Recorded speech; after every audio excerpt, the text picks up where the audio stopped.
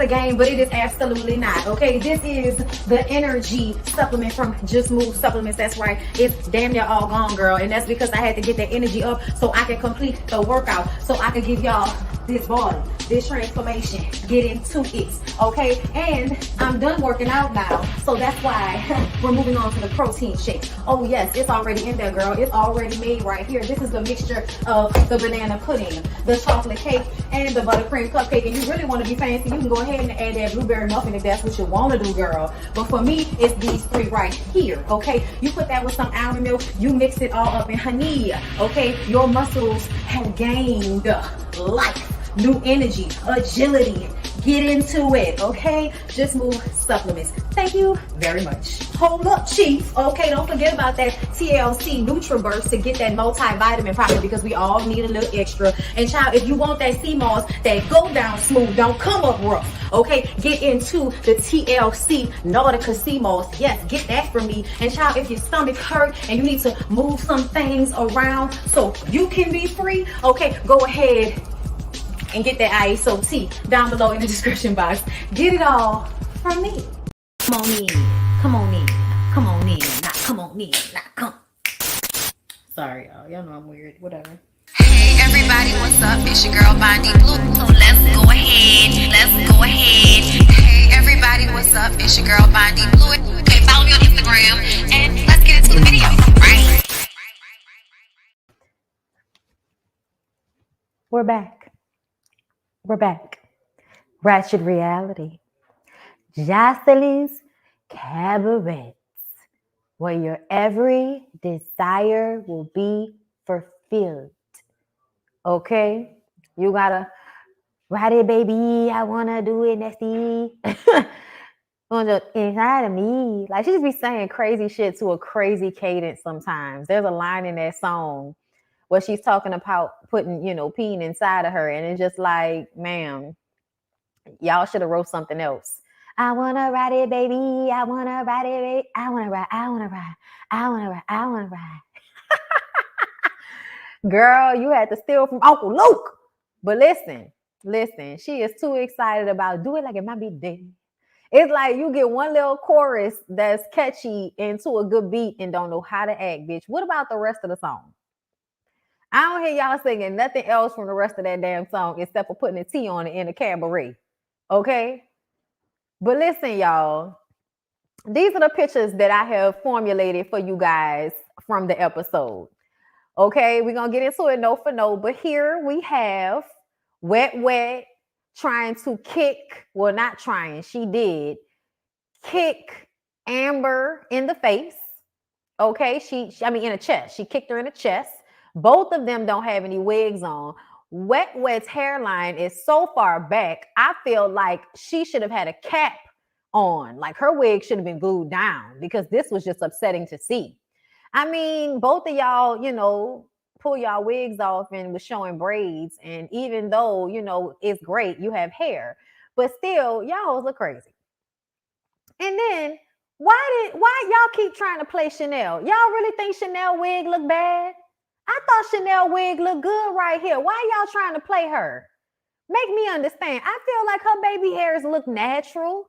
Like, her wig look cute. Why y'all trying to play Chanel talking about, your body look okay, but that wig looking thrifty, bitch? Like, what? Fix that shit. It looking raggedy. What?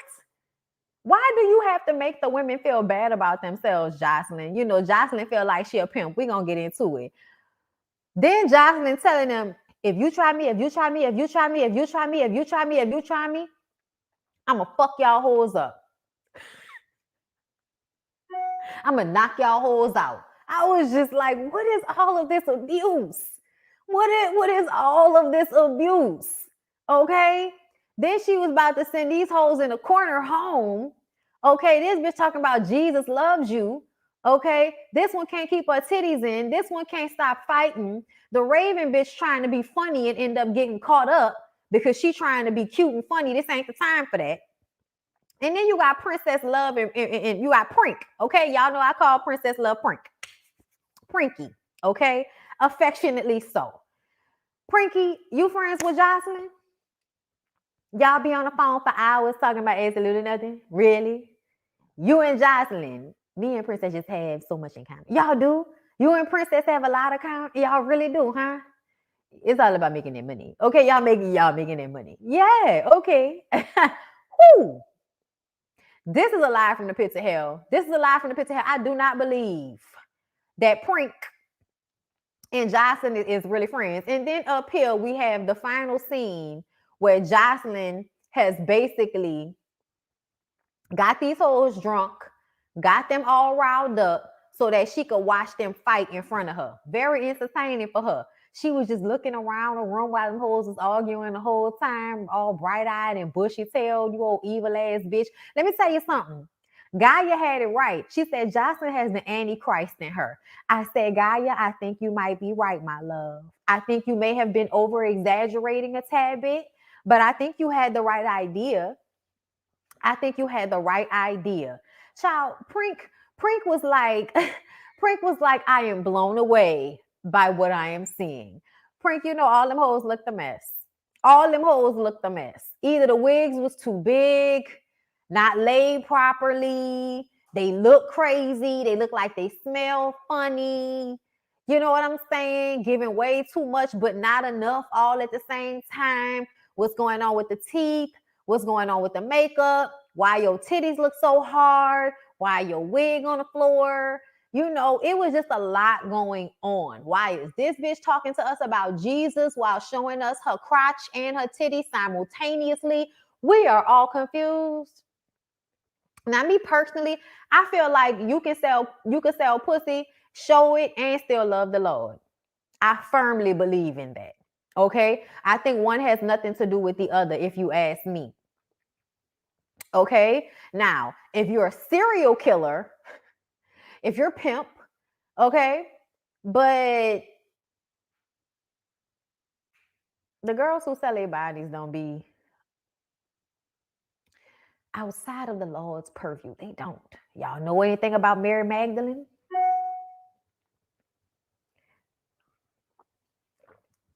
I'm just saying. Y'all know anything about Mary Magdalene?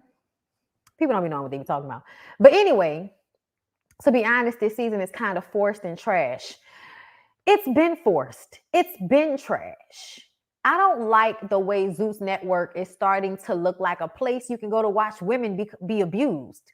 Like, y'all know I don't watch Chance. I don't watch his show because I felt like it was complete and utter garbage. Nothing about it was entertaining to me. It was a man who I believe gets off on abusing women and making them feel less than. That's what the show's about. I don't give a fuck about that.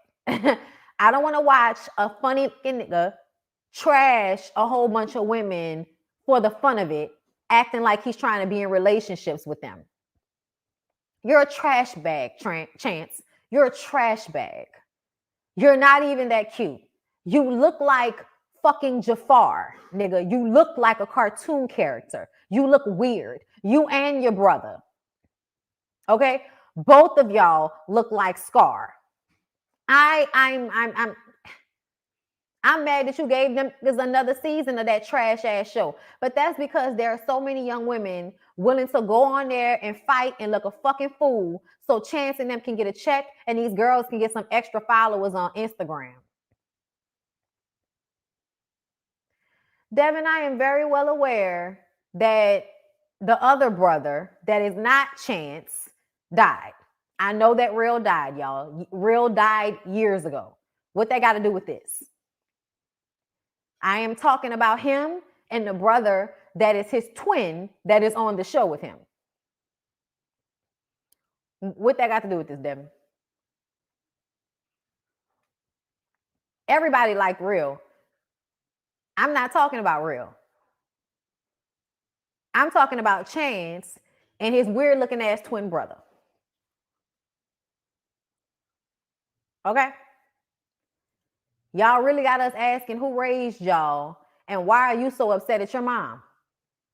Because the way you treat these women, it feels like you mad at your mammy for something. Maybe you need to go to therapy and work on that. He's colorist. He's texturist. He's ignorant. He talk about them women bodies and how they smell and all of that, and then fuck them and lay up with them and then trash them on a reunion show, make fun of them, give them names that's to laugh at them. All for what? $1,000? Child, I wish the fuck I would.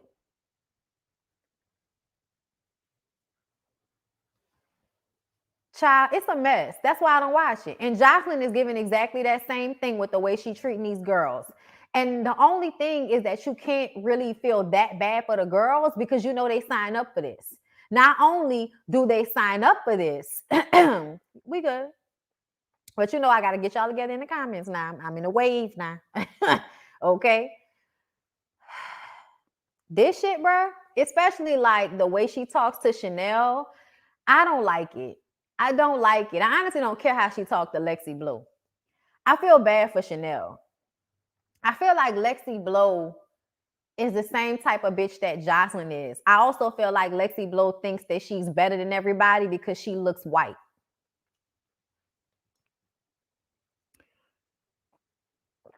I wasn't paying close attention to it at first. But you think you're better than somebody. And I wonder why. I don't know why. You still on this show having a Z-level celebrity curse you out and talk to you like shit.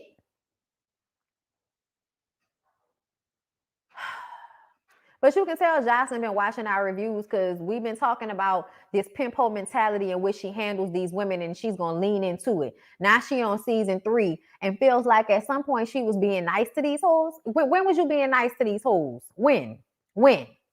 Y'all, let me get into my notes because it makes me upset the more we talk about it. So Wet Wet is getting beat by Amber's crazy ass, okay? They get separated and Amber is still trying to run up.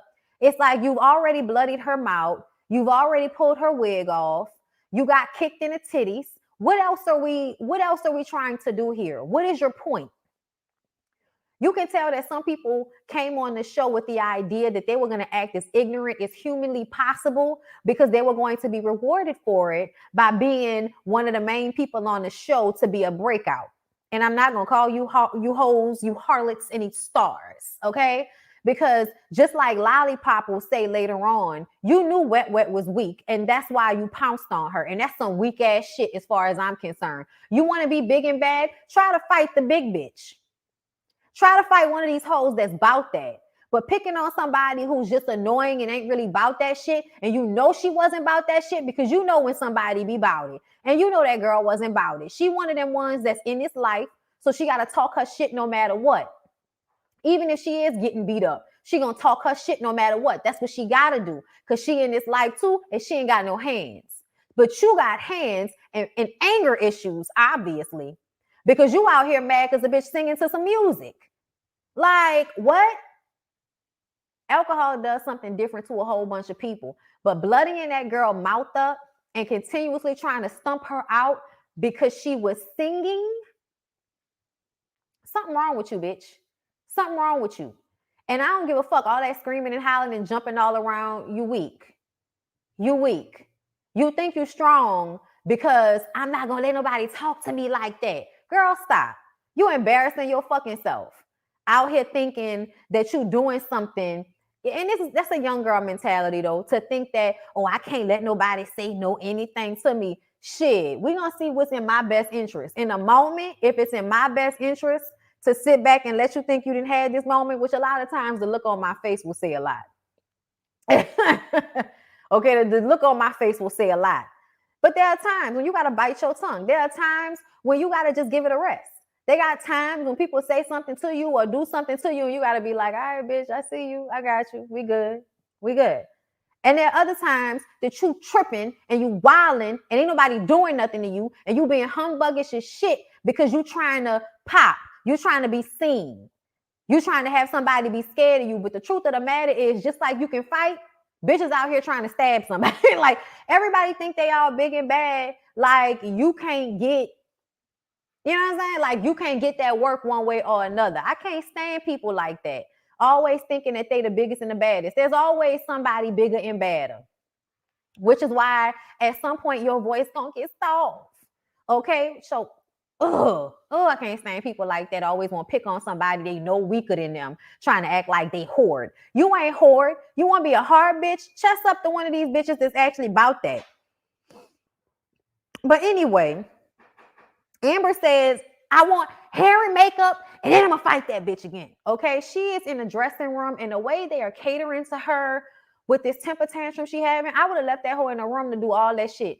I would have left that hoe in the room. I'd have been like, all right, see, this is how you know they be picking the wrong people. But strong-minded people will not take abuse from somebody like Jocelyn. Jocelyn, this is where you're stupid at. You're stupid because you seem to think that you're going to get somebody strong-minded enough to stay in this process long enough to check these girls while simultaneously dealing with being shitted on a daily basis by you. That's not how any of this works. The girl that's going to check the rest of the girls is the girl that's not going to allow you to talk to her no any kind of way. Okay? That's why Lexi Blow and Chanel not gonna check nobody, because they're not those types of people, and that's why you chose them. Because if you wanted somebody that was eventually gonna speak up for themselves, you would have chose one of them other girls from last season. But you chose them two to come back this season because these are the two girls who you know can perform and can also shut the fuck up and be scared of you. Anybody else was gonna tell you at some point, who the fuck is you talking to? You and Sapphire, that's what you so mad about. Y'all, Jocelyn came on this season mad as fuck that on a reunion show, them girls got her ass together and she ended up looking a fool. Of course they were going to get you together. You were being disloyal. You were playing in their face. You were lying. You were doing all kind of fucked up shit and getting caught on camera doing it. So once they realized what was going on, common sense, now they got an issue, now they mad, and you mad that they mad and feel like they fucked up for feeling a way about you. As if somebody is supposed to have some unyielding, ignorant ass loyalty to your crazy ass when you can't even be halfway a decent person to them people. The way she treated them girls last season, honestly, Jocelyn did a lot of talking about how she let them other hoes off the hook, and this ain't season 2. You know why this ain't season 2? Because there are no girls that's gonna buck against you. That's why. The girls that was gonna buck against you, you had to be on a calm down with. Okay? Because we remember there was a few times when it could have been that. Them girls was about that shit. Them girls was like, okay, then fuck it then, Jocelyn, let's run up. And what you did? Security. But now you gonna fuck everybody up. Thank you so much, K-Wine, for the super chat. I'm always here for your reviews. Thank you, love. I appreciate you. Miss Natural. Miss Natural was ready. Miss Natural was ready to fight. Miss Natural wanted to fight. And you didn't want it with her because you knew she was gonna whip your ass. Or at least give you a run for your no, she was gonna whip your ass. She was gonna whip your ass. Miss Natural does martial arts.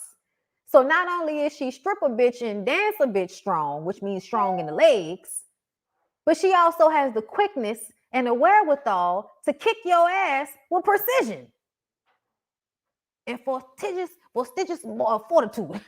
Prestigious fortitude. Y'all, I'm always fucking it up. I used to say it perfectly and now I be fucking it up, can't get my words right.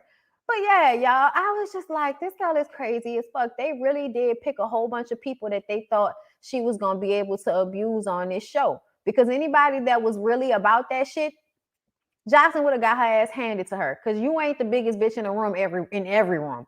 You may be in some, but not in all. Okay? So when Amber called Wet a hot dog eating ass bitch, I say, what? Wait, what? Is that an insult, bitch? Lexi says they need some water and no more of that case of Smigos or whatever the fuck tequila you hoes be drinking nowadays that I don't know nothing about. Okay, Chanel is trying to talk to Amber. Amber is screaming that her pussy is wet. Somebody give me that tissue. And then she actually proceeds to wipe. Your pussy wasn't wet. You're trying to fight people. So your thighs are rubbing together because you obviously don't have any panties on. So once you're like mad, angry, fighting, running, so now you're sweating and your thighs are rubbing together because once again, you don't have any panties on to catch the sweat. So now you have sweat sliding down your thighs and you're screaming that your pussy is wet. and you need like, like you're soaking or something. It's like, girl, it's not what's going on. It's not the same. I know you think it's the same. It's not the same. Because if you were turned on right now, we would think you were even more of a psychopath than we already do. So please stop. She was really trying to have a moment and then proceeds to get mad at everybody else when they try to have a moment. Wet is out, where the rest of the girls are, kind of walking back and forth, trying to calm herself down. And then Riri, the white girl, comes over to her like, you okay? You need to sit down. You need to, please leave her the fuck alone. Riri, nobody needs you right now. Go sit your ass in the corner somewhere. I don't know what you think you're doing. All of them girls that was trying to calm, no, don't try to calm nobody down. Go sit in the corner and wait for these hoes to finish doing whatever they're doing. Because trust and believe, when Jocelyn get here, they gonna get checked. So there's no point in you even getting involved, telling them to calm down. Girl, fuck all that. Okay?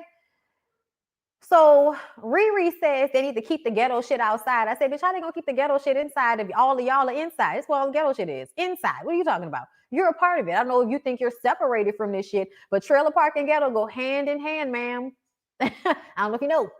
So then she is trying to get Wet to sit down, but Wet is like, girl, please get the fuck away from me. I need to walk around. I need to walk this nervous energy off. Get out of my face. Okay? Amber was working on my nerves. Chanel calls Jocelyn and lets her know what has happened. Jocelyn already got the heads up from the producers. Jocelyn says if she gets there and it's still on some rah-rah shit, then she gonna handle her. Okay? She said if they can't be like her, she don't need them now. Okay? She and Lexi Blue are holding on by a motherfucking thread. Okay, because she didn't like what them hoes did at the reunion. Okay, sitting back and not having her motherfucking back. Okay, Chanel talks to the other women after that, tries to corral them and tell them, hey, Jocelyn about to come. We don't need y'all to be acting the ass. She gonna, kick y'all out if y'all not calm by the time she get here.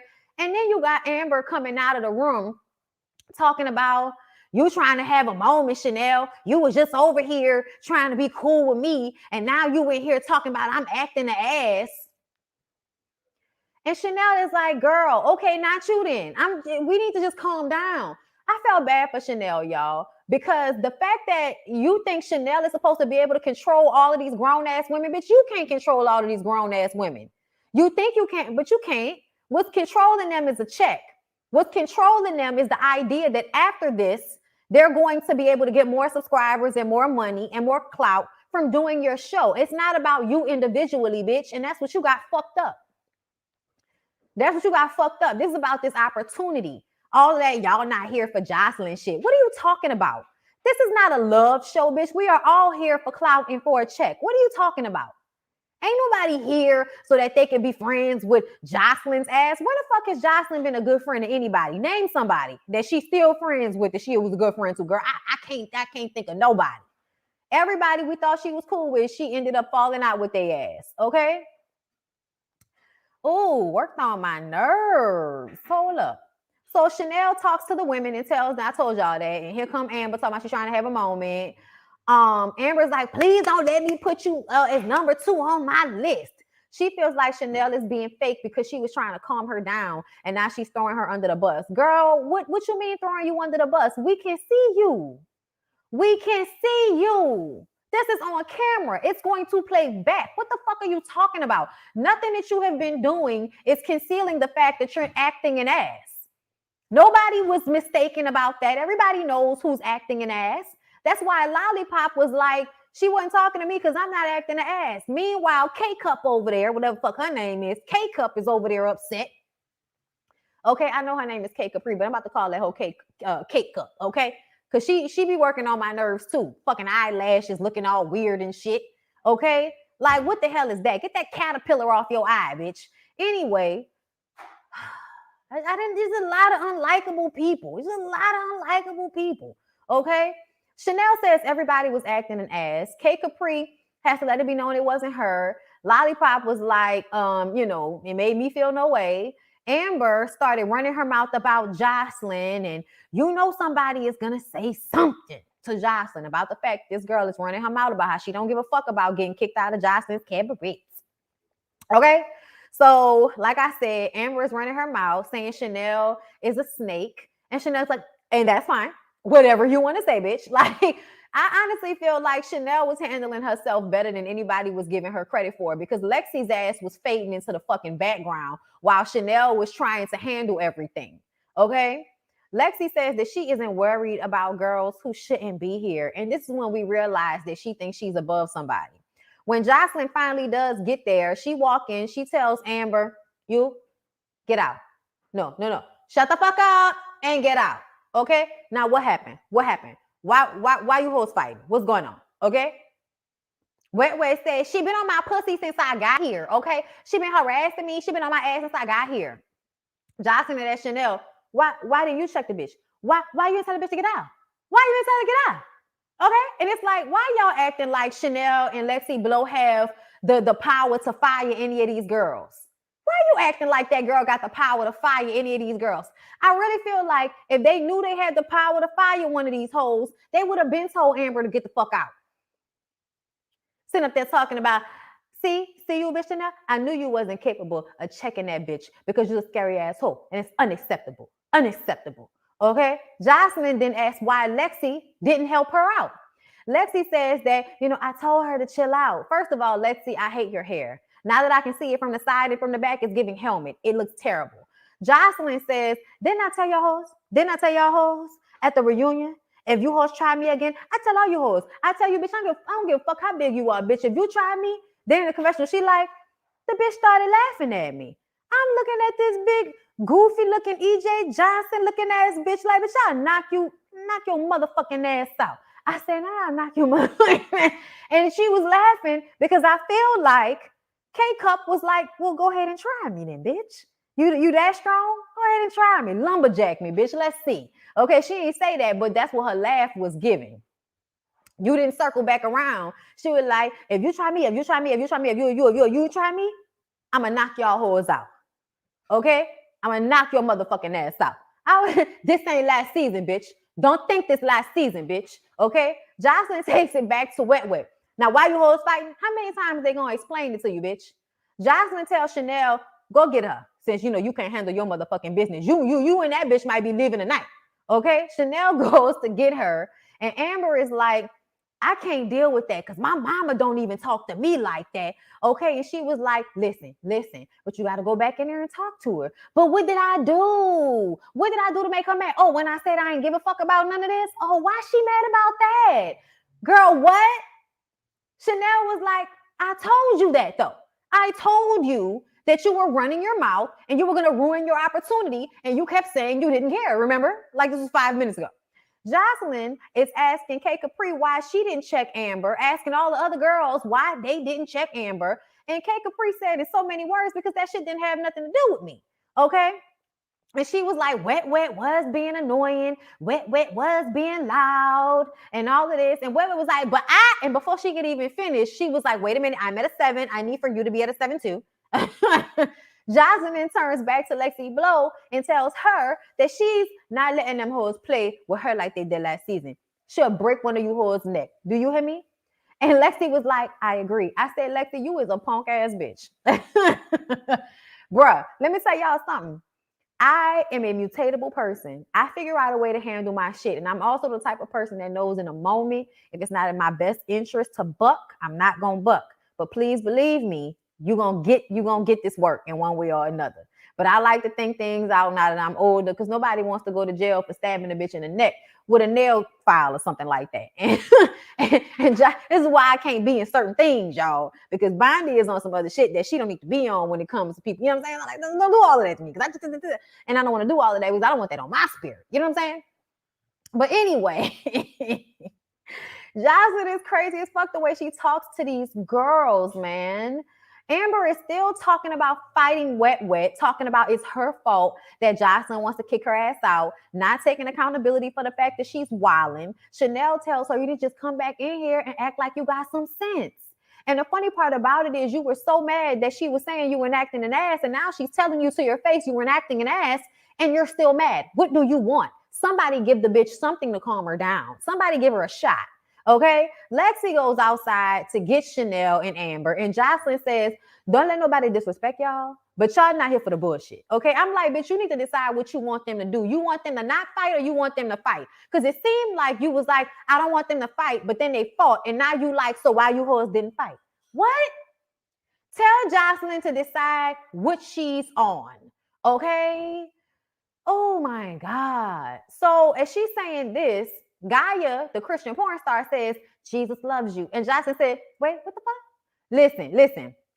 Don't make me fuck you up. Okay? Don't make me fuck you up. How you gonna say don't make me fuck you up to somebody saying Jesus loves you? But I feel like Gaia is being fake.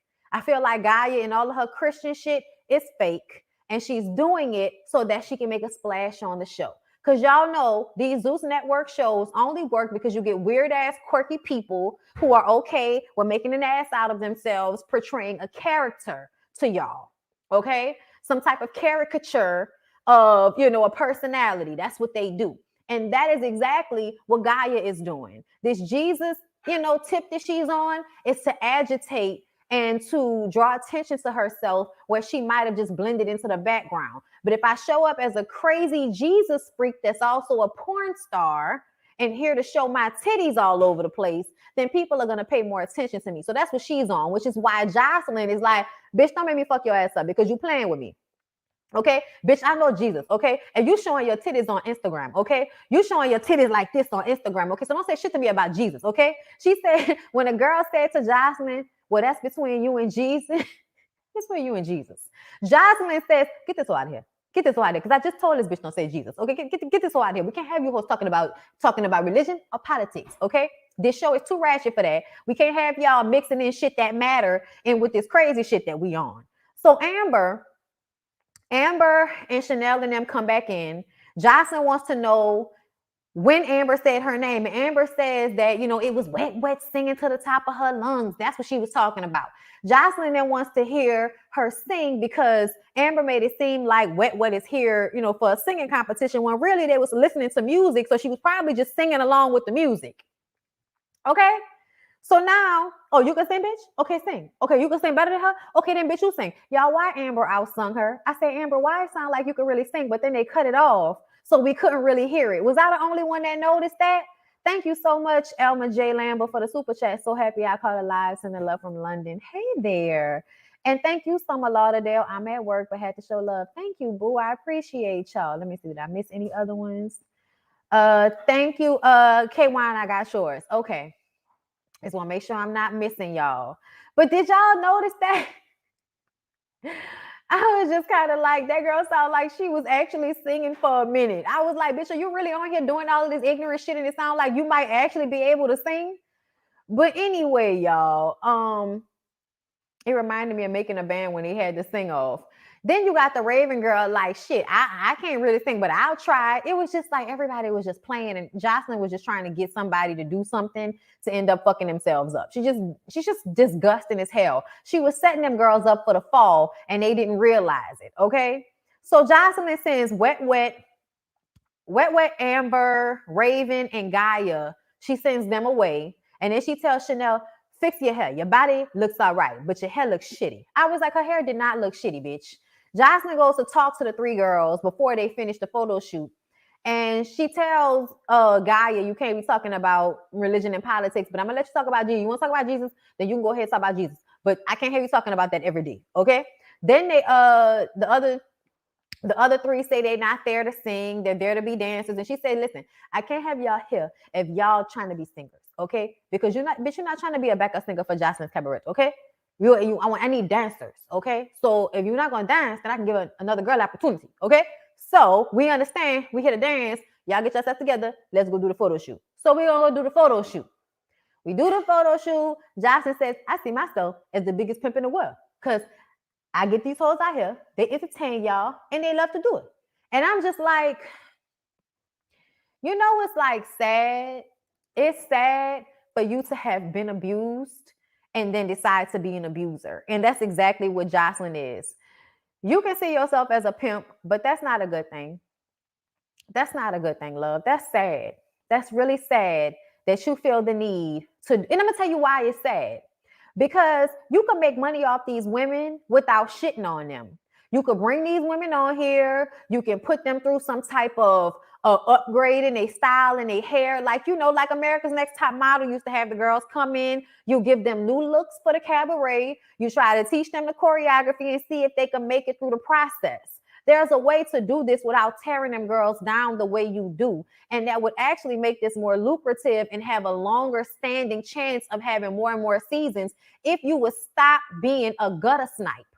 But you have to stay in this low vibrational space that you're in, ignorant as fuck. No matter how much money you get, you still act like, allegedly, a twisted, cokehead, ignorant ass bitch. Allegedly.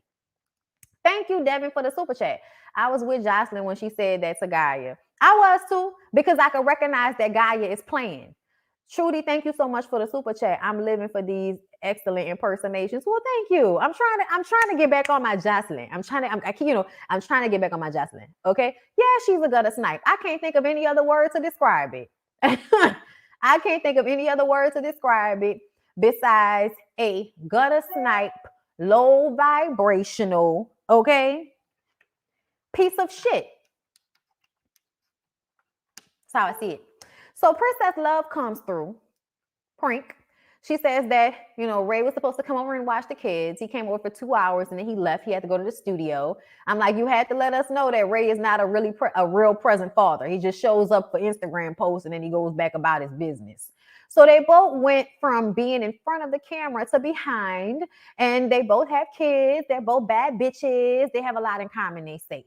Jocelyn says that she and Princess talk on the phone for hours about nothing. Okay, she let them girls finally come in off the bus because she brought them back to the house and then made them stay on the bus while she talked to Princess, and then she went and got them and brought them in.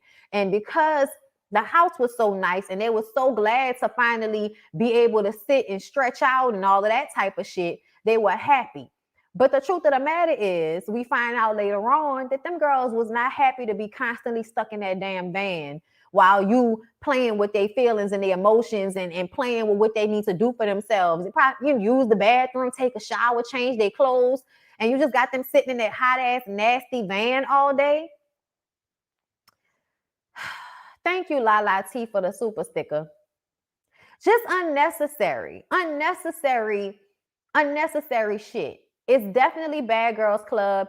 I'm going to keep fucking with your mind. I'm going to keep putting you through weird social experiments that traumatize you and agitate you so that I can get the reaction that I want out of you, which is you acting irate and crazy and making for good TV. When the truth of the matter is you're giving them hoes alcohol and you're giving them weed and you're giving them music and you're giving them competition. That's enough.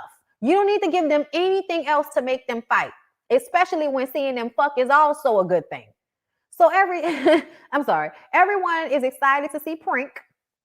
Jocelyn asked Kay why she doesn't take dick when she wants to have a baby. And Kay explains that she is very much a lesbian, a gold star lesbian, don't want dick, ain't never want dick, don't need no dick. Stop asking her about that. She's tired of that question. And then Kay keeps talking about how she wants to eat the fuck out of Jocelyn's pussy, and Jocelyn is acting like, girl, she's scared the fuck out of me. Girl, why are you acting like you ain't one of the ones? Like, you fuck with women all the time. Like, why are you trying to act like you don't get down like that? Then Jocelyn says that she want to see K-cup pussy because the girl's been saying she a man. How have they been saying that when they just got into the house? She does not look like a man. She may look tall, but she doesn't look like a man. Stop it. Fucking stop it. If she did better with her clothing and her eyelashes, then she damn sure wouldn't look like a man. Okay? But the eyelashes, the makeup, the clothing, she just don't know how to style herself at all. And it's not a good look. Okay? But somebody that actually knew how to style themselves wouldn't be on this shit show. And that's just real tea. But questioning whether that girl had a vagina or not, I hope somebody kicks Jocelyn in her pussy one day. Since you want to keep questioning if other people have one or not. Why? You want me to wipe it on your forehead? What are you interested in that for? Do you want to lick it? Because I'd have been like, the only way I'm going to let you see it is if you eat it. So what's up? What's up? Oh, you ain't about that? Okay, then I guess you don't need to see my shit then, right? Oh, all right then. The fuck out of here with that shit. She kept it cute because that was shade. And I like the way Kay said, the only time I've heard that is from niggas who mad they can't fuck me and bitches who hating on me. But I am fully confident, bitch. You hear me? fully confident. She even bent over with it. And Jocelyn was like, oh, all right. And I'm like, yeah, because you really don't want to fight that bitch. You be doing all that talking, but the truth of the matter is, in this setting, when it would take security to get to you, it would take them a minute to get to you in this room. That girl probably will bop your head, bop your ass on the head and let it be that. So then we see Gaia talking about Jesus again to the other girls. She's sitting on the floor, got her cooch out, got her titties out, sitting up there talking about, she dreamed about Jesus and he kissed her feet. And then Amber keeps saying, you want him to eat you? I was like, y'all really gonna stop? Because I might have my issues with religion, but y'all are doing a lot. And this is why I know that girl is playing with the Lord, and I don't play like that. I don't play like that, because the things that y'all are saying are sacrilegious and fucked up. Like, y'all, I felt like, why is she saying that Jesus wants to eat this girl? Girl, what? Girl, what? Then Gaia says that y'all be fucking for money. Okay, and it's funny how y'all never want to call yourselves prostitutes when that's what y'all do. Bitch, who is y'all? Don't you mean we? Don't you mean we, bitch? There are levels to this shit, and you are absolutely selling yourself for a check. Raven says, just because we talk to men who can take care of us, that doesn't mean that we're prostitutes. I said, no, just because you talk to men who can take care of you doesn't make you prostitutes. But y'all being on Jocelyn's cabaret usually means that y'all hoes are some prostitutes, okay? So Wet and Gaia start arguing. I don't know why they both have their titties out right now, but I want Wet to put hers away because they look like they hurt. Jocelyn asks who the girls would send home, and Lollipop says Amber. And then Amber gets upset talking about, I thought we was cool, bitch, and you trying to throw me under the bus, bitch. You fake, you ain't loyal, bitch. Ain't nobody loyal to you. Ain't nobody loyal in this bitch. When y'all be talking that loyal shit, I be so lost. I'm like, girl, ain't nobody loyal in here. Everybody is out for self. That's what this is. That's what this is. Ain't no honor amongst thieves, bitch. What is you talking about? And you've been working on everybody's nerves this whole day. You were saying it was Wet annoying the fuck out of everybody, but Amber, bitch, it's been you. And Lollipop said, we talked about fighting before we came in the house because they were in a hotel together before they got here. Amber is mad because Lollipop ditched her and went to get some dick. And Amber says, bitch, if you was going to go get some dick, I'm going to need for you to have money the next day. Lollipop like, you mad because I went and got some dick. But basically, she was saying that they talked about fighting beforehand, and they were not going to fight somebody unless they deserved it. And Wet didn't deserve that. Wet was just on some drunk bitch shit, but she didn't deserve for you to whop her up like that. And I was like, okay, Lollipop, you're not as slow as I thought you was, girl. When I saw you on that first episode, I was like, bitch, is she all here? And now I'm like, oh, okay. Please loosen that ponytail, though. Please loosen that ponytail. Gabby with an eye, thank you for the super chat, boo. How quickly Jocelyn forgot that folks used to call her a man for years till we saw that mangled kitty box online. Not mangled kitty box. I'm glad I never saw it. I just knew she had a baby. I mean, honestly, we absolutely was calling you Joseph for a long time. Bitch, you were Joseph for a minute, okay? Okay? But anyway, moving on from there,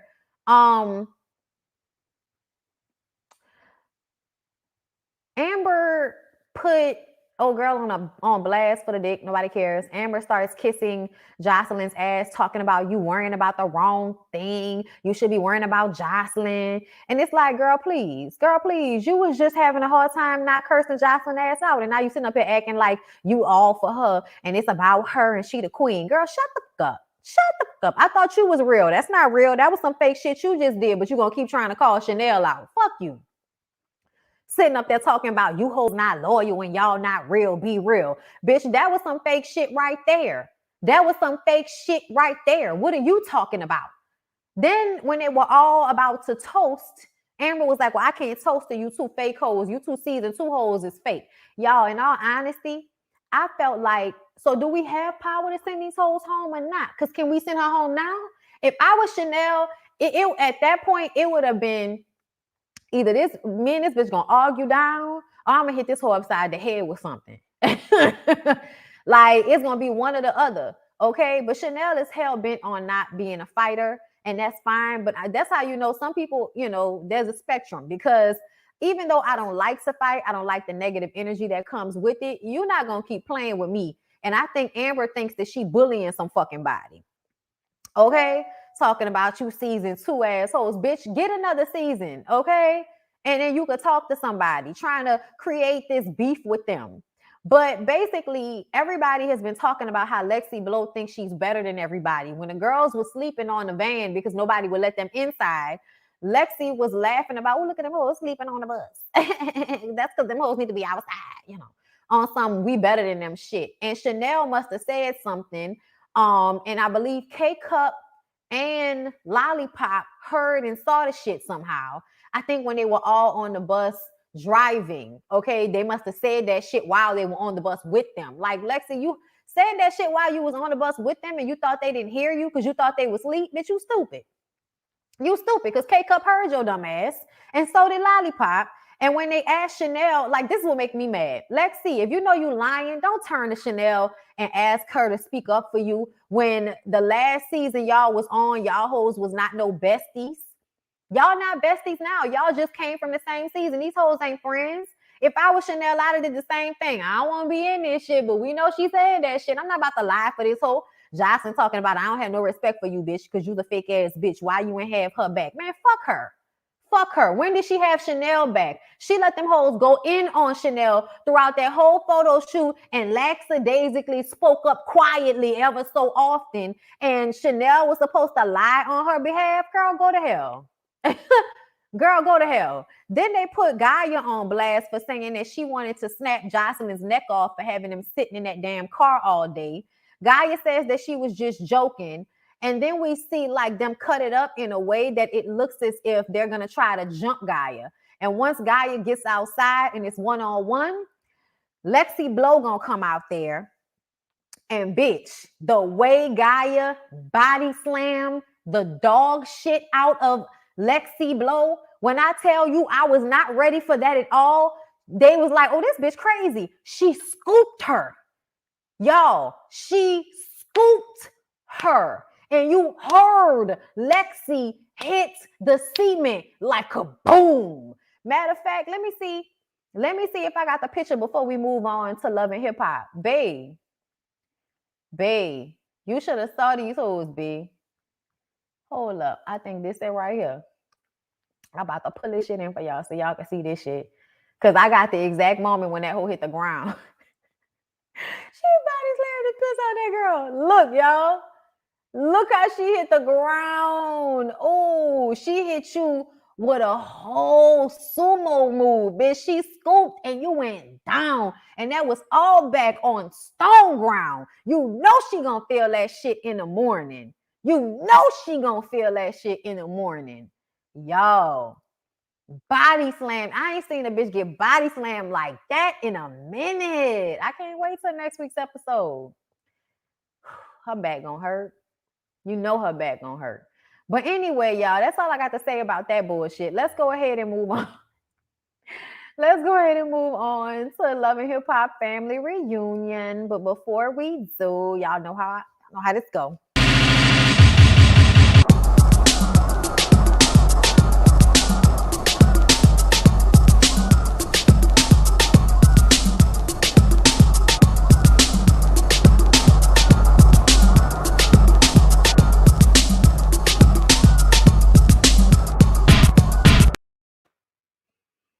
Okay, we ready?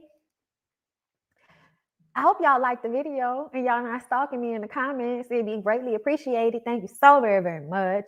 Okay, let's go ahead and get into Love and Hip Hop Family Reunion because it was good.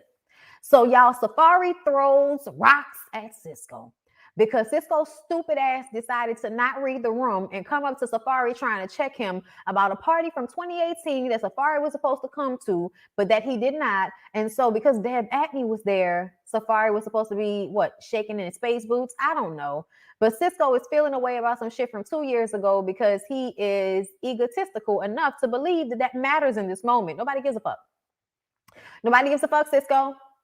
You need therapy, Cisco. Nobody cares. Do something with your life.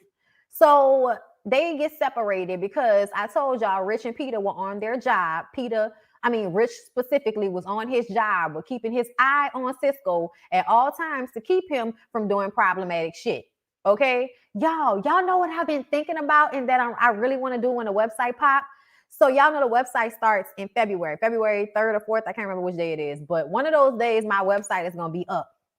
And one of the things that I wanted to do was to do like a kind of commentary review on compilations that VH1 has put on YouTube. I don't know if y'all have paid attention, but there are like a couple of YouTube pages that have put together full storylines, like Amina, Peter, and Tara, or Erica and Rich. You know what I'm saying? Like a whole bunch of those. They have put up like, synopsis of those storylines throughout the years. And I kind of feel like I would love for us to like rewatch those together and do commentary about them. But I probably can only really do that on the website. So when the website comes out and there's the paid membership for the paid membership is 2 different paid memberships, but you'll be able to get access to that if you do either one. But I'm going to probably be doing more like watch alongs once that happens, but those watch alongs will be on the website and not on YouTube. My reviews will remain, I'll keep giving y'all reviews on YouTube as much as I can, but y'all know things will start to like be like, hey, YouTube, come over here to my website. It's going to be a funnel. Okay. So just remember that I'm going to still be here because my presence has to still be on YouTube for me to keep, getting more people. But it's going to be directing y'all to the website because we can do more on my website than we can do here. Okay. But I feel like that would be really fun for us to do, to take a look back and do like full synopsis commentary on some of the things that have taken place. There will eventually be an app version. Absolutely. Okay. I need to figure out a way to get everybody's emails. I already have everybody's emails who are members, but people outside of that, like just so I can know like who's coming to me and all of that type of stuff.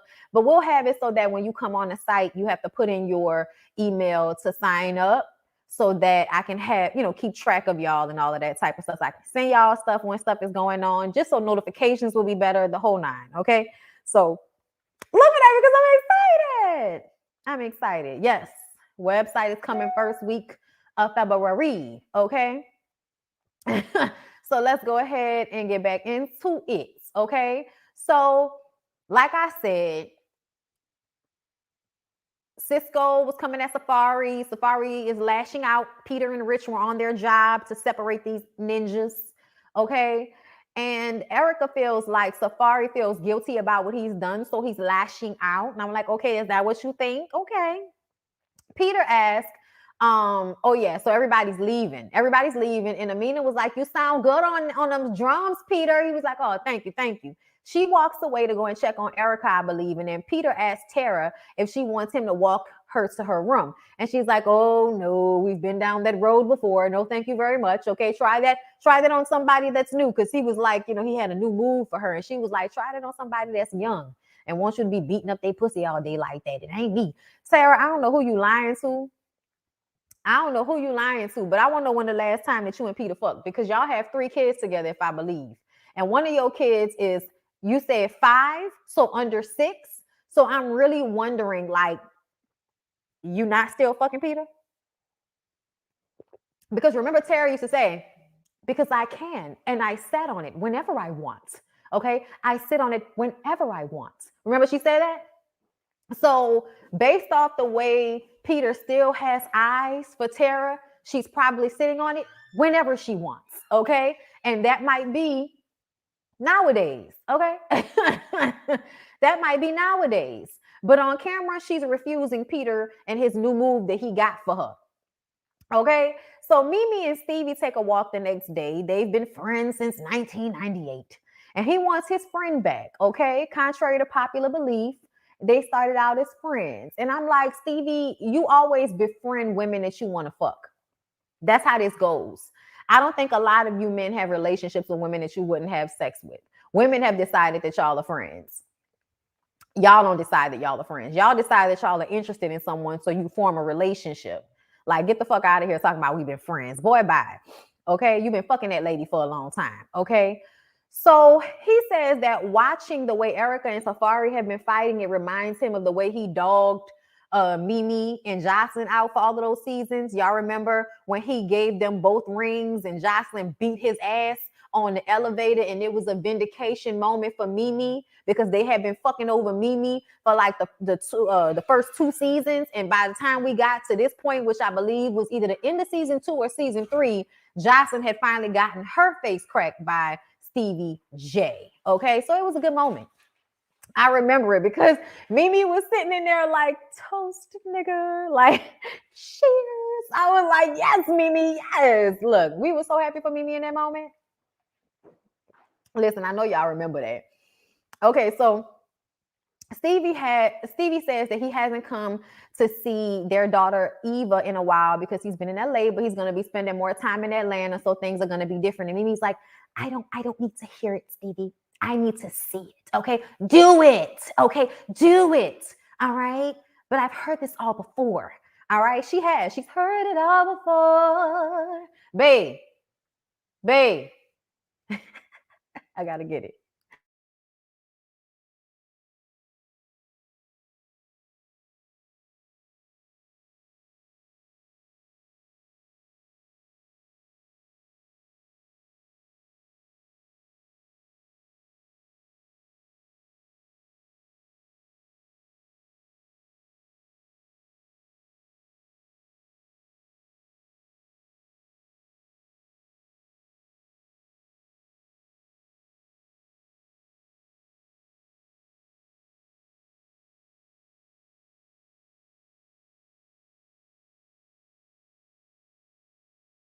Heard it all before, all of your sweet talk, baby this, baby that, but your lies ain't working now. Now, look who's hurting now. Said I had to shut you down. I had to shut you down. Okay, heard it all before. Don't make me do it. That used to be one of my favorite albums out this bitch. Okay, Sunshine Anderson. All of your sweet talk, baby this, baby that, but your lies ain't working now. Look who's hurting now. Said I had to shut you down. I had to shut you down. Let it all before. I was your fool. I believed in you. Yes, I did. Yes, I did. Don't make me do it. Don't make me do it. Okay, we're gonna leave it on just in case. I told y'all I was gonna get a mic. I told y'all we wasn't gonna keep pulling out the lip gloss. I told y'all I was gonna get one. You thought I was playing, unless you were in my Discord and you've already seen this. Okay, getting back into it. Okay, Mimi's heard it all before. All right, so Peter and Rich go for a run and talk about Cisco trying to check Safari. Child, what? Did I have a meeting today that I didn't know I had? I don't think so. She gonna have to leave a message. I'm busy right now. Child, I'm sorry. Y'all know I be having so much going on, child. Anyway, so like I said, Peter, was it Peter and Rich going for a run? No, it was Peter and Cisco. Wait, Peter and Rich go for a run, talk about Cisco trying to check Safari about not coming to Dev's party. Cisco wants us to believe that people were looking for Safari. I think it was Rich and Cisco, not Peter and Rich. Anyway, but either way, Cisco wants us to believe that people were looking for Safari all night, which we don't believe. Hey, thank you, Scholarly Talk on Life, for the super chat. Love the new watch. I got the same one with the green band, and you got the microphone. Thank you for the super chat. And yes, I've been loving it. I've been going back and forth between my Galaxy active watch and this one. So like whichever one's charged, basically, whichever one I feel like putting on that day. Because sometimes I feel like wearing this big ass watch all the time. And sometimes I do want my little smaller one on when I'm doing all of the working out, which is my Samsung one. But anyway, thank you. So the situation with Cisco and Safari is stupid. Thank you so much, Rich, for pointing that out to him. He needs to be focusing on the situation with Sin. Okay. So y'all, Marcus gives Safari some advice while they're in the gym. And Safari is still saying that he didn't send flowers to the girl and he doesn't want to apologize or appease Erica if he's not lying? Like, why am I going to come to you and say, okay, I did it if I really didn't? Marcus knows he's lying. So Marcus explains to him, your girl is still healing. And Stevie, you need to hear this too. You can't habitually cheat on somebody. Oh, I'm sorry, was it Peter? It was Peter that was saying this. You can't keep cheating on somebody, and then when they start to believe everything that comes out negative about you, you get defensive and upset. Well, no, you have showcased this behavior in order for them to believe this. And to be very clear, Peter, you cheated and went back and forth between Amina and Tara for years. For years. So anything they said you did, regardless, you were still lying. And yet again, everybody is so excited to be a part of the Creep Squad, which is a squad that pats themselves on the back for being shitty to their women. I'm sorry. What else is a creep? But women call niggas creeps who are only in it for the pussy. Y'all only want to deal with women so y'all can try to fuck them. And then if you can't fuck them, then you throw them away because they don't matter if you can't have sex with them. That's why y'all are creeps. So the idea, Marcus, the idea that you can fix these niggas is like hilarious to me because everybody's grown. And the fact that y'all don't understand that simple acknowledgement needs to be a part of the process when you're trying to fix something with your woman. Like, I don't know what the fuck y'all are doing out here. And the thing that makes me mad is last review, I seen some of y'all in them comments, okay? And I think it's funny that a lot of y'all wanted to put all of the blame on Erica. It's all Erica, right? Erica's response, I don't know, all Erica, okay? When at the end of the day, Safari simply could have went to his wife and tried to talk to her instead of running and crying like a little bitch, which is what he did. Do you know why that's the way he did it? Because he was lying. Because he did send that girl flowers. And until Marcus explained to him that he wasn't taking accountability or acknowledging that he had done something wrong, and you've done something wrong previously, so now you have to acknowledge what you've done instead of saying you didn't do it because you don't want to deal with the consequences. You are causing more harm and damage than you would if you would just go to the girl and be like, listen, this is where my mind was when that happened. And that's what I was saying last week. But y'all was acting like, not all y'all, but some of y'all in the comments were acting like Safari shouldn't have had to do anything because she should have just understood that happened beforehand. No, nigga, it requires some conversation.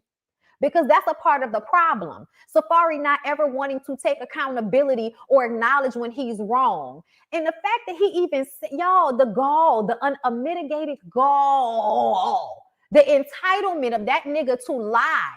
Like, he almost had me believing that he didn't send that girl flowers until he admitted that, yeah, he did send her flowers. So you've been sitting up here acting like Erica didn't deserve appeasement because you weren't lying when all along you were lying. So you don't even want to apologize when you are wrong. What?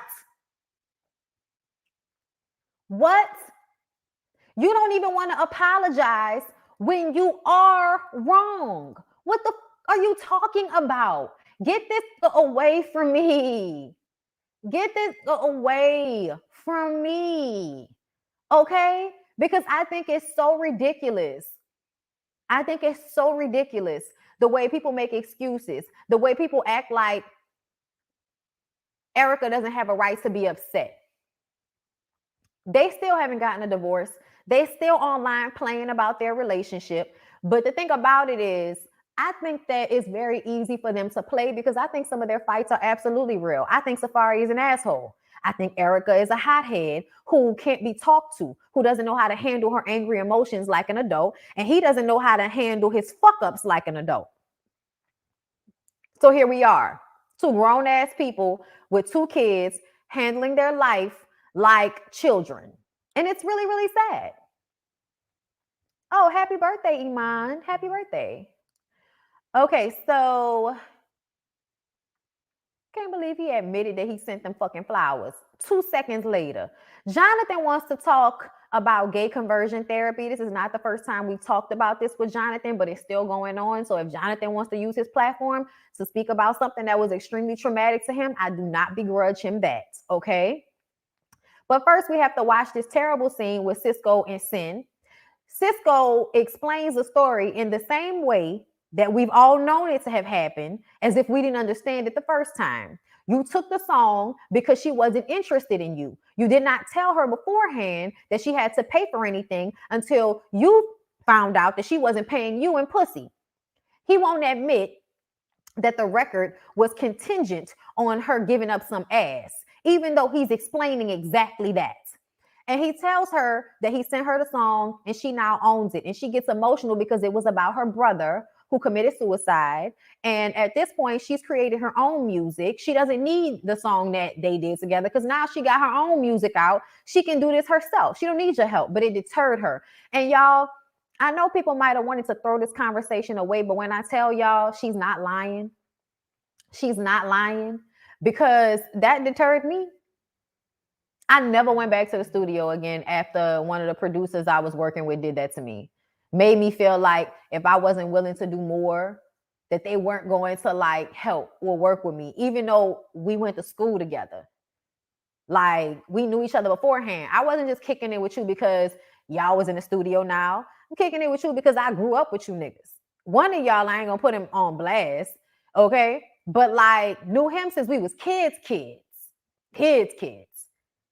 And it was kind of like, if you're not going to put up, then we're not going to help you. And so I never went back.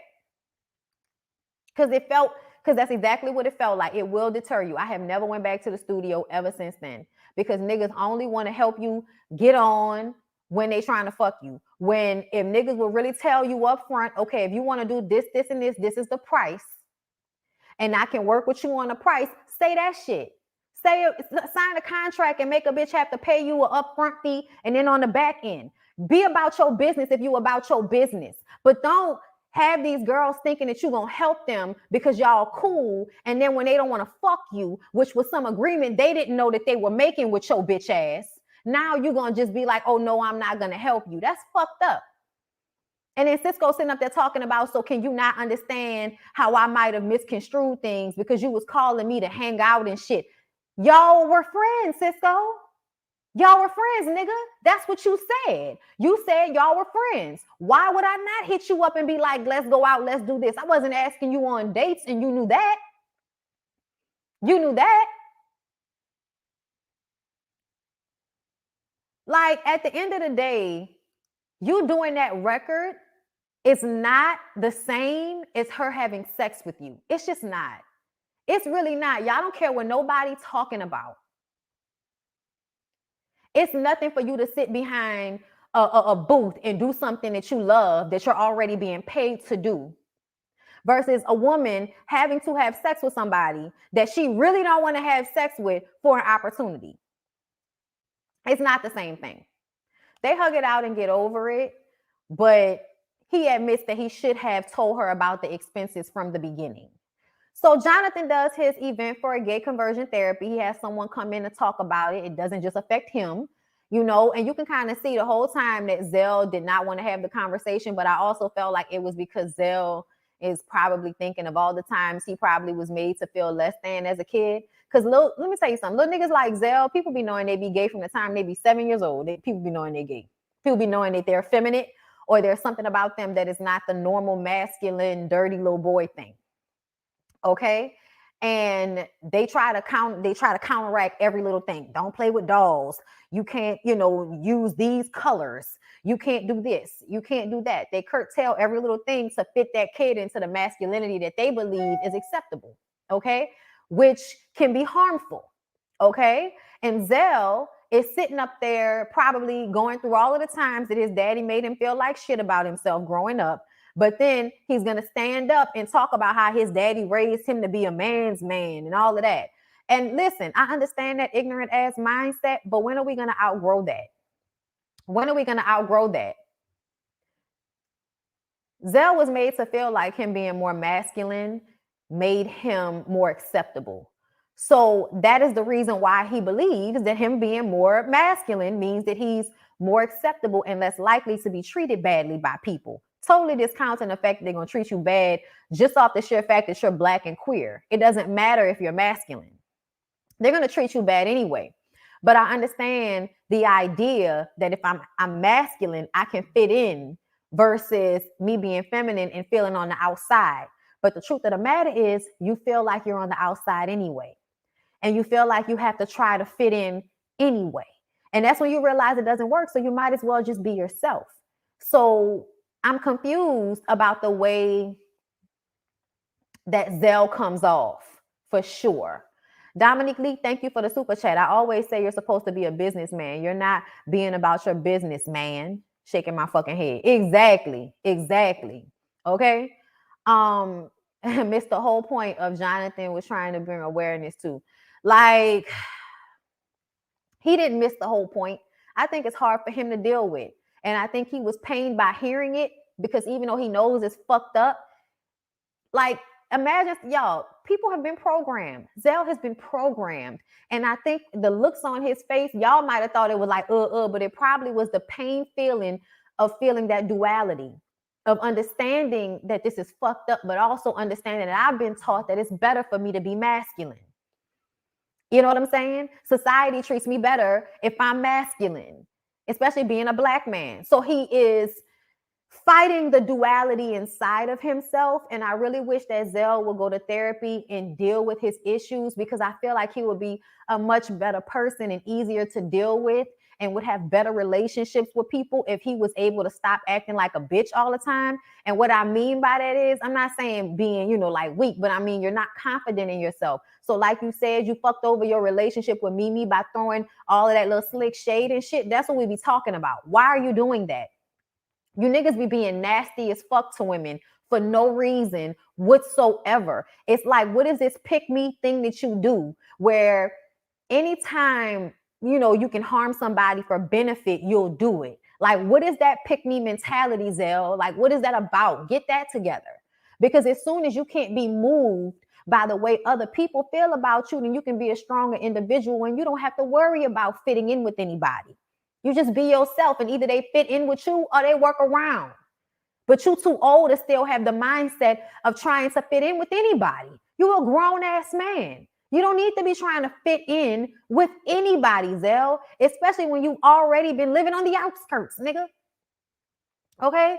So Jonathan tells his story about how he was bullied, how he was tortured in conversion therapy, how they would pump his body full of steroids. I mean, not steroids, testosterone. Everyone has a confessional saying that ain't the way. Specifically, I remember it being Marcus and Joel's making sure to say that they don't think that shit is cool. I said, look at Joel's with his new teeth in. Okay, he got something to say. We ain't heard shit from him. Okay, and I'm glad that people, were saying that wasn't cool. You know what I mean? So not all of them, but some of them.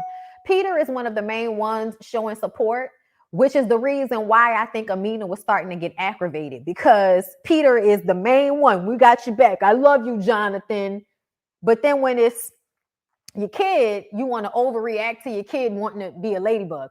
Let me tell y'all something about this situation. People feel like Amina was fucked up because Amina threw Peter out there, and it could have been a moment to make Peter seem like he was homophobic. But this is the truth of the matter. The truth of the matter is, you may not have an issue with other adult people being gay. You may not have an issue being friends with people that are gay. But it's a whole nother situation when your child is going to show up in the world differently than you, or the way society expects them to act. Because a couple of things are happening in this moment. One thing that's happening in this moment, hold up. A couple of things are happening in this moment. One of the things that's happening in this moment is your kid is just being a kid. But the other thing that's happening is you feeling like, oh, no, I don't want anybody making fun of my kid. It may not necessarily be that, oh, I don't want my kid to be gay, but it is a protective thing that as soon as a man and a woman decide to put their black son in a costume created for a girl child, that people will have something to say. Not only will children hurt their child, but adults will hurt their child. And I mean by saying something about the costume, by making fun of them, by making comments. So in one lane, yes, Peter and Tara were probably absolutely overreacting to that situation in the moment because y'all were ignoring the fact that Amina said the little boy was crying and that Peter was talking about it. So to me, it made me feel like Tara and Peter were trying to downplay the moment, but it was absolutely a moment where Amina was like, well, why y'all making a big deal out of it? He's only 5. We've seen people do this many, many times, you guys. And it doesn't mean that Peter's homophobic, but it does mean that y'all have different rules for people out in the world versus rules for your kids. Make sure my mic was still good. And the truth of the matter is that's how a lot of this goes. I can't tell y'all how many of my homegirls, my lesbian homegirls, mamas had gay friends and were cool with them. You know, they gay friends and all of that. But as soon as their kids was gay, it was hard. It was an issue. It was an argument. Okay. It was slurs. It was nasty. Even if they do have gay friends, and eventually they'll get over it, but their initial feelings to it is to try to stop it, curtail it, or hide it, because it's not just about their own embarrassment. It's also about protecting their child from the way people are going to react to them. Okay? So when Peter tells his 5-year-old that costume is for little girls, a part of it is I want to protect my child. And another part of it is I don't want my child to be outside of what society expects of him as a young Black man. Period. Amina wasn't lying. I don't think Amina was blowing the situation up. I think the moment was exactly what it was. And even though I feel like Amina should have saved that comment for the conversation after that man was done giving his presentation on stage, but I also feel like Amina probably was getting tired of Peter being the loudest one agreeing, knowing in the back of her mind that nigga, you be overreacting to the baby putting on costumes. And like Jonathan later says, when he wanted to be the Pink Power Ranger and his people told him he couldn't be, that taught him that his wants and desires were not okay. Y'all don't want to think about it that deep. Tara keeps saying the little boy changed his mind. The little boy changed his mind because his daddy made a big deal about him wanting to wear a pink ladybug costume. Amina said the little boy cried, which means you had a reaction to it that you should not have had. It was an overreaction. And you probably feel differently about it now, but in that moment, you probably reacted the way a lot of people react when they don't want their kid to be out here, you know. They don't want their kid to be perceived as gay, especially not at 5 years old, even if that is the way they eventually plan to be. Peter got upset, blew the situation out of proportion even more than Amina did. And then everybody's coming to Amina like Amina and, you know, tried to embarrass him on TV. And we have to be careful because we know how gay people come after everybody. But here's the thing. First of all, I'm low-key on some fuck that type shit.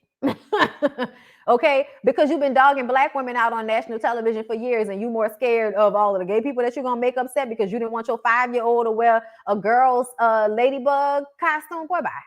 I just feel like he kind of overreacted to the moment. Listen, we know they do, but I just still feel like, yeah, you didn't need to do all that though. All of this trying to make a moment out of me. Nigga, you're making it a moment. Calm down. But like Amina said, he embarrassed me for years. Who the fuck cares about embarrassing Peter on camera? Who cares? He embarrassed me and Tara for years. And I agreed with Amina. Don't fucking talk to me about me embarrassing this nigga after this nigga been embarrassing me for years and years and years. I also low-key think Amina did it on purpose. I'm gonna tell y'all, even though I don't think she was wrong for like how she felt, and I think she was genuine in how she felt, I think that's something that was in the back of her mind. I think she threw that shit out on the table because she saw Tara and Peter's situation. I think she still misses Peter. I think she still loves Peter. I think she knows it's best for her not to be with him, but to see him still in love with Tara has to hurt her in one way or another. A good book about how society demonizes emotions in young boys as being feminine is called Real Boys by William Pollack. Oh my God, is it on audiobook? Let me know. Y'all know I'm blind, but I love a good book. Okay? Yeah, exactly. Amina was right, but it definitely came across as an attack on Peter. Absolutely. Okay? She could have said that at a different time. She could have handled it in a different way. And the way she threw it out there, it was the same way she threw that marriage license out her titty onto the table in front of Tara. And Tara automatically goes to defend Peter because Tara's still fucking Peter. And also because she don't want to be considered as problematic either. Keep saying that the little boy wanted a different costume. When we came to Halloween, he wanted a different costume. We're not, keeping anything from our kids. Girl, please stop. Okay? Girl, please stop. Okay? Anyway, Bobby starts going off because Bobby is mad about what is being said because Bobby was triggered. Okay? When you hear things like that, as gay people, I feel like you get triggered. It is what it is. Just like black people get triggered by racial shit, gay people get triggered when y'all try to micromanage little boys' femininity and their emotions.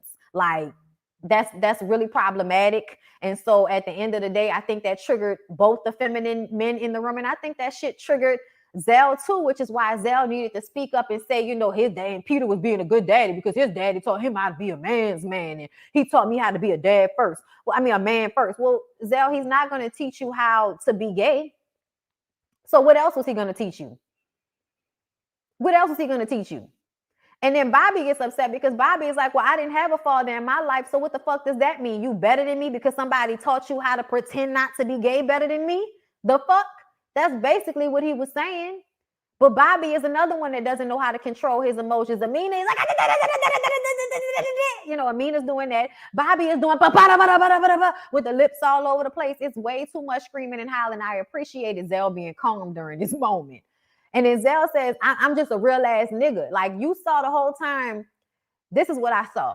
Zell is having a hard time with this within himself. But he's saying the shit that's been taught to him. But he still didn't get rowdy the way he could have. The way we had seen him get rowdy in the past, which to me meant something had resonated in what they were talking about. Okay? Child Jonathan had to apologize to his guest and tell him, listen, this is what they do. I'm sorry. Okay? And so Zell says having his father instill masculinity into him so he doesn't get discriminated against as easily. And when he said that, I need for him to understand, Zell, that's a trap, baby. That's a trap. That's a trap. You're going to be discriminated against anyway. You're being discriminated against anyway, my love, because you're a black man. So it doesn't matter if you come off as masculine. It doesn't. I really want you to love yourself for who you are fully. Whatever that may be, bisexual, gay, taking dick, not taking dick, everything. Whatever you want to do, I want you to be proud of who you are and happy with who you are for real, for real. So you don't feel a need to say ignorant shit like this about your mouth like that's what it's supposed to be. You know what I'm saying? Your father was an example to you just by being in a house with you. So it wasn't that he instilled masculinity in you. It was that he was trying to force you to look like him when really you were supposed to look like something else. And then you still ended up coming out, being a gay boy, taking and giving dick, having netting on, being flamboyant. You still turned out to be that person, daddy and all. You may be a different type of gay man than Bobby and Jonathan, but you still in a clique. You still a part of the family. You still know what you need to do to get ready to take before, you know what I'm saying? You know what I'm saying? So at the end of the day, y'all are not that different. And you're trying to create the differentiation so you can make yourself feel better because you don't feel like you fit in either. So instead of accepting the way Bobby and Jonathan show up in this world because you want to be accepted for the way you show up in this world, you decide to ostracize them so that you could try to make it seem like, oh, I'm not as feminine as them. Look how masculine I am. Treat them bad. Don't treat me bad. That's a fucked up mentality to have when you are a part of their community. It should be, no, treat us the same that y'all want to be treated. Don't treat none of us differently. That's what the mindset really should be. You should be more protective of them than feeling like you want to create differentiation so that they can get picked on and you don't. Especially when the reason why you feel that way is because somebody picked on you for the same reason you feel like they should get picked on for, because you are a man who is more feminine than society will allow. So anyway, Erica tells Amina she was wrong for how she handled it. And Tara explains that on the day their son didn't want to be a ladybug, that they weren't denying their kids anything. He didn't want to be a ladybug on the day of. Amina starts getting loud and crying. She feels like he made a big deal out of the moment. Now everyone is telling Amina she's wrong, even Yo-Yo. Peter was saying how, he was raised by a gay woman and their child is named after that gay woman that Peter was raised by. So he's not homophobic and he don't want that on him. And it's like, we agree, Peter, we don't think you're homophobic, but we also feel like there are a lot of people who think they aren't homophobic, but they have different rules for their children. And that is a problematic mindset to have. Is that, oh, it's okay for them to be gay, but see, my kid can't do all of that. Well, where do you think these little gay kids growing up hating themselves comes from? People's parents who feel like their kid can't be like everybody else. Eventually, Zell takes Jonathan to the side to talk to him. And Jonathan says that he really does wish that they were closer, because he would have came to him and told him this day was going to be hard because it's the 6-month anniversary of his grandmother passing away. And I felt so bad for Jonathan in that moment. And Zell apologized to him for acting the way he did. And he was like, I really do feel like I'm, on the outside looking in. And Jonathan was like, I feel that way too. You know what I'm saying? So it's like when they hugged and they was both crying even before the bug came, it was a really good moment. And I felt like Zell was being honest in that moment. I feel like Zell throughout this show is kind of having, like I said, having a dispute within himself about who he is, okay? And how he sees himself and how he wants the world to see him. And I think the moment he had with Jonathan was very, very cleansing. And it felt good to watch them get over that moment. And I really hope that moving forward, Zell keeps in mind that ostracizing and putting down other gay men because they're more feminine than you is not helping your cause. It's not helping anybody. It's not doing anybody any favors. It is perpetrating the very attitudes that cause you to feel left out, that cause you to feel like how you show up in the world isn't okay. Zell needs therapy.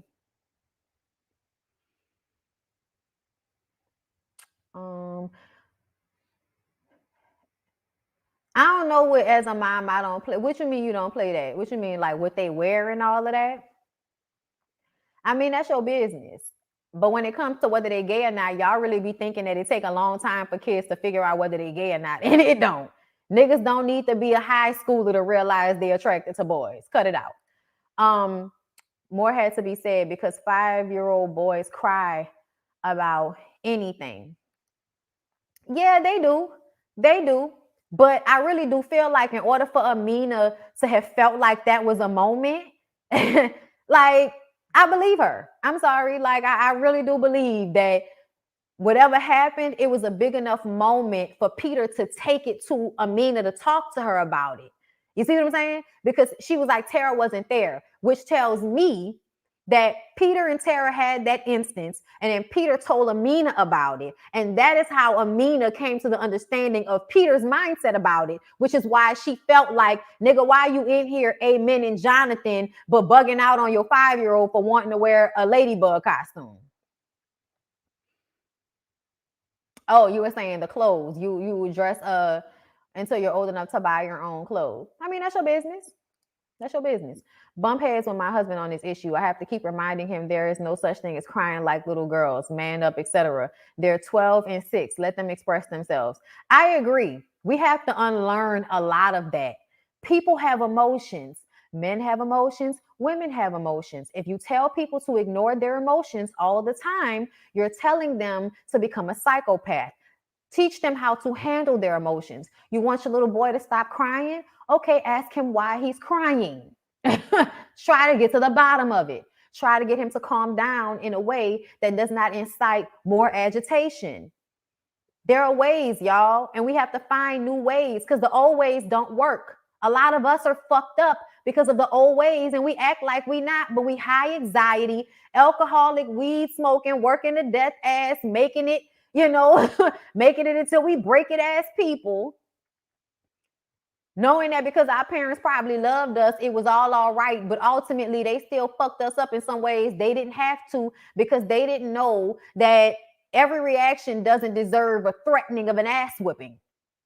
Like that, all of that, shut up before I give you something to cry about. That shit is ridiculous to me. Nigga, you already gave me something to cry about. That's why I'm crying. What are we talking about? Now, yes, teach your kids how to control their emotions. Yes. But teaching them that they should not have them is another thing entirely. I'm going to tell you something. Amina shouldn't have done it that way. But to me, it's not even an issue that she was talking about a child that was not hers, because Peter and them are the ones that decided to create a harem. Y'all sister wives. So now she can't have a say. Now she can't say nothing about the little boys. Probably done been babysitting them in every fucking thing. Been dropping the kids off back and forth, being sister wives together. And now y'all gonna tell her she can't say nothing about them kids? Boy, child, Amina probably didn't change diapers for Tara's kids and everything else. And now y'all gonna tell that lady she can't have an opinion about problematic behaviors when niggas is sitting up in here grandstanding and acting like they ain't about that when they know they about that.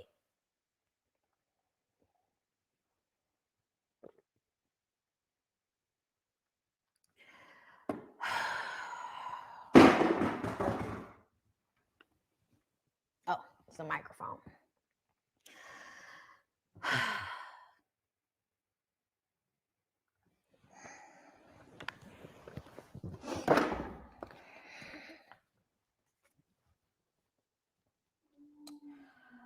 Stop. Hold up. My mic went off. Hold up. I need my mic. The Bluetooth device Hello? Is ready to pair. Okay, hello, we here? Is this on? S. White, listen, homegirl, listen. I know you think you're right, but you're wrong. Let me tell you. And I'm not telling you what to do with your children. I'm not. But I need you to understand this sentence is fucked up. Stop taking masculinity out of men.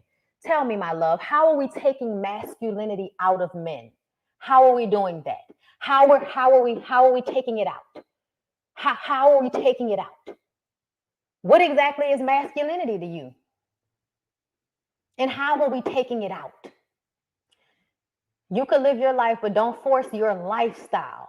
It's not a lifestyle. People are gay and people are straight. It's not a lifestyle choice. You like both, you like one or the other. It's a luck of the draw. Like humans have different skin tones and eye colors, they also have different sexual preferences. It's not something they're deciding to try on for size, at least not most of us. Like myself, who was born being attracted to both women and men, because I remember liking both women and men by the time I was in preschool. And I was in preschool a year early, just so we're clear. How is the lifestyle being forced when people are simply asking for you guys not to traumatize your children by overreacting to everything you perceive as masculine or feminine? That's all. This is just problematic. This is just a problematic way of thought. You think you're not homophobic, and this is exactly what Amina is talking about with Peter. You're saying you're not homophobic, but the way you feel about your children and the way you parent them because you don't want them to be gay comes off as homophobic. So you can express yourself once you turn 18. Well, yes, but that is unrealistic because kids are learning how to express themselves in their teen years. So from about 12 to 18, 19, 20, we're going through a figuring it out phase. And the problem is that y'all don't allow y'all kids to figure it out safely. You make them feel like if they do anything outside of what you perceive as acceptable, it's a problem. You're not allowing them to figure themselves out. You're trying to make them become what you believe is acceptable. And what you believe can be skewed based off of the society we live in. What exactly is masculinity? Ask yourself that question. For real, for real.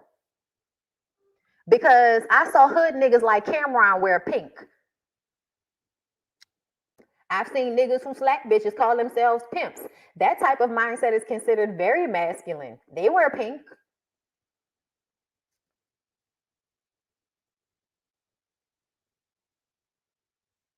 Ooh, what happened? Y'all still here? Ooh, y'all still here? Let me see what happened. Oh, I'm still live. It's just that I only have one viewer, and I don't know why.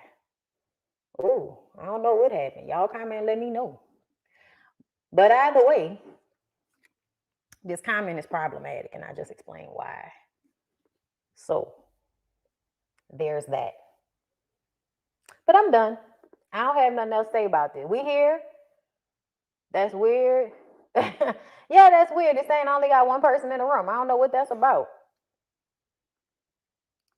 But yeah. Okay.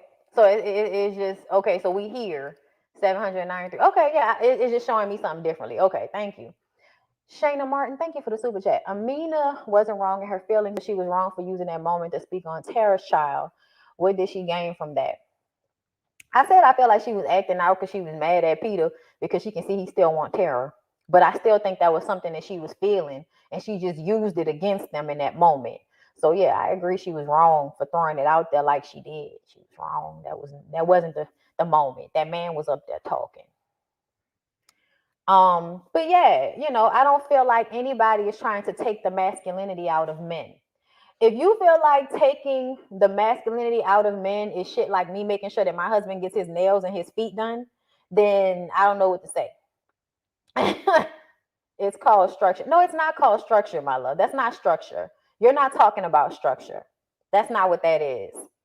Structure. No one at the age 18 going to tell me how they're going to live and want me to support them. Okay, then when your kids run away and all of that, like that's crazy as hell for you to even say that. Like, what are you doing? Like, are you raising a human being to think for themselves, or are you raising somebody who you just want to follow everything that you say? I had structure. I had a lot of structure. I still was bisexual. I was able to do a lot, and I was still very successful in my life. So I mean, I don't know. I don't know. I don't know what you think structure is. But structure is making sure that your kids eat balanced meals and that they're physical and that they're healthy and that they are talking about their feelings and expressing how they're feeling so that they don't hold anything in, so they aren't hiding anything from you. Because your mindset about children is the reason why your kids will hide things from you. And you'll be the last one to know whatever they're on. Stephanie Harris, thank you for the super chat. I know it's off topic, but Cisco gives me predator vibes. How he always passes the blame. He is absolutely a predator. Him and Molly Mile are the same person. I don't know if anybody knows. They're not, but they look like the same person. But it's very predatory to do what he did to Sin. Whew, yeah, it's a lot of slavery mentality with the way that y'all view masculinity and the way y'all grew structure. Structure is making sure your kids have routine, making sure they have some form of discipline, but you trying to micromanage the way they express themselves is unhealthy, and you're telling on yourselves in the comments. But that's all. It's okay. Hey, ma'am, don't be upset now, but you can't come to my bisexual ass YouTube page and tell me, and I'm just saying, say ignorant shit like that in my comments, and I'm just going, I can't let it fly, love. I can't. I'm so sorry. Okay, and you saying that they not just gonna live any kind of way and you gonna support them. I mean, that's kind of sad, love, because they're gonna be adults eventually. You telling your kids, I'm not gonna love you just because I'm not gonna love you anyway you show up. That's sad. Me stop it, girl. You stop it. What you talking about? How I'm gonna stop it? This my shit. You the one that could leave if you don't like how I'm talking. I'm being nice. I feel like I'm being nice. No, it's not an agree to disagree moment. You're wrong. You're wrong. It's not an agree to disagree moment. You are very much saying that if my children aren't exactly the way I want them to be, then they don't deserve my support. You're weird, ma'am. It's okay. But this isn't the place, is what I'm saying. Like, I know a lot of y'all are new to me, and y'all may not recognize this because y'all have seen my husband in the videos, and y'all don't know, but I am a bisexual woman. And if it were not for my parents giving me space to be a teenager in one way or another, and trust me, they micromanage the fuck out of me. But teenagers, you can't stop teenagers from doing what they want to do all the time. You just can't. You're fighting a losing battle there. All right, baby, bye. You still commenting though. I thought you said bye. I thought you said bye. You still talking, but you said bye. Anyway. Oh, I think she's serious too. It's sad. It's so sad. I mean, you could have stayed quiet. You ain't have to tell us that. You told us that, girl. You could have kept that to yourself. I don't know who you thought you was talking to. You thought you was in a room full of people that was gonna be like, oh yeah, that's all right. Nah, this ain't that crew. It's a lot of gay people in here. I don't know if you know that. Deuces. It's cool. It's cool, love. I ain't bothered. I'm educating you. I'm educating you. She's still commenting though. I'm educating you, and it's uncomfortable, and I understand that.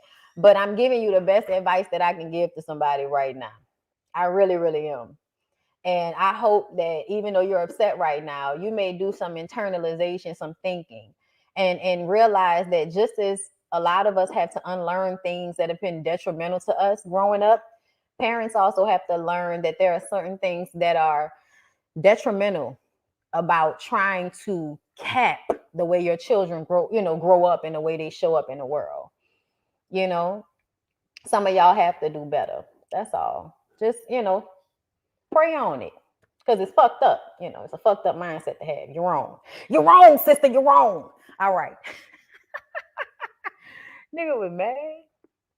Look, nigga was still commenting. Look, they think I be mad. Like, what you think? What you think I'm gonna cry because you left? Oh Lord, lyric, they don't love me because I'm not allowing them to be homophobic in my comments. Oh my God. Used to fill my heart with joy. You made a fool of me. Tell me why. Y'all know that's a sad song. That's time I cry. I'm not gonna cry. I'm not gonna shed no. I deserve better. I deserve better than y'all coming in my comments being homophobic, offending me, and triggering me with your comments and acting like I'm the wrong one when I'm being nice. When I could be, y'all know how I get down. I'm ignorant as fuck. They don't know. Thank you, Jet Jersey, for the super chat. As soon as they become adults, they will be no contact with their parents. I mean, they don't understand that. They don't understand that they ostracize their kids with that mentality. I'm about to be done, babe. She made a fool of herself. I don't know why.